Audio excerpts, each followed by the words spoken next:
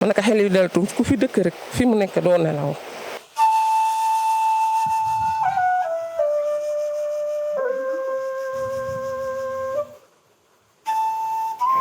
géej gi bu tawee noonu ngay sonné gis nga xar-xar yi nekk nii mën na toog un jour rek géej gi fees ak bombardé fii yëpp. Depuis plusieurs années, la mer grignote progressivement les terres du village côtier de Mbao, au grand désarroi de ses habitants. Environ 200 mètres du littoral ont été engloutis, effaçant des habitations et des espaces publics autrefois utilisés par les communautés, forçant ainsi de nombreuses familles à se déplacer. Ce phénomène d'érosion côtière lié aux effets du changement climatique dévoile une problématique complexe. L'impact de l'avancée de la mer est visible et la menace grandit chaque jour pour les populations locales anciennement sereines.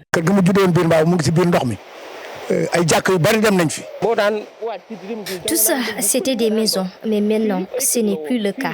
La mer a tout emporté. Presque plus de 200 mètres. Tout ce que vous voyez là, c'était des mosquées et des maisons. Mais aujourd'hui, la mer a tout pris. La mer a pris plus de 200 mètres. Sous le bruit incessant des vagues, une peur déferlante s'est emparée des habitants. Des familles entières vivent dans l'angoisse quotidienne de voir leurs maisons disparaître sous les eaux. Plus de la moitié des foyers situés près de la côte sont déjà partiellement submergés. Actuellement, les eaux ont englouti 2 chambres et une cuisine. Je peux même dire 3 chambres. On me demande de quitter ma chambre pour des raisons de sécurité, mais j'ai refusé. Toutes ces maisons sont en ruine, mais par manque de moyens, leurs propriétaires ne peuvent pas les abandonner malgré l'insécurité qui y règne.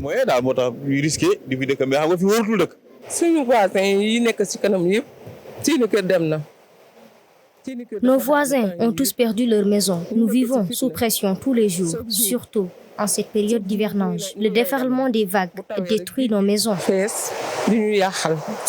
Des efforts avaient été entrepris à l'époque pour protéger les cimetières. Hélas, ces lieux sacrés essentiels pour les morts se trouvent désormais en péril. Des tombes autrefois éloignées du rivage ne sont aujourd'hui qu'à quelques mètres de la mer. L'avancée de la mer également nous a causé beaucoup de problèmes au-delà des maisons qu'elle a englouties.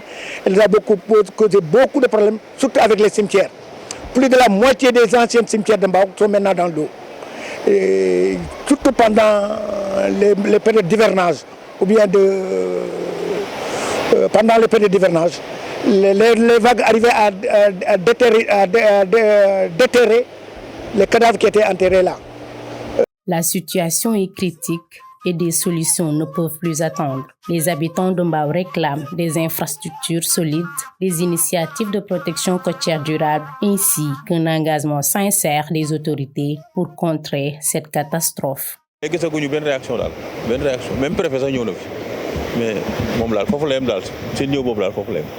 population est impuissante. La population est impuissante parce que ça, c'est de gros travaux. Les populations ne peuvent pas prendre ça en charge.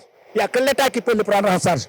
Et nous profitons de cette opportunité pour lancer encore un appel aux nouvelles autorités actuellement qui sont là, de nous aider à vraiment protéger le village de Mbao.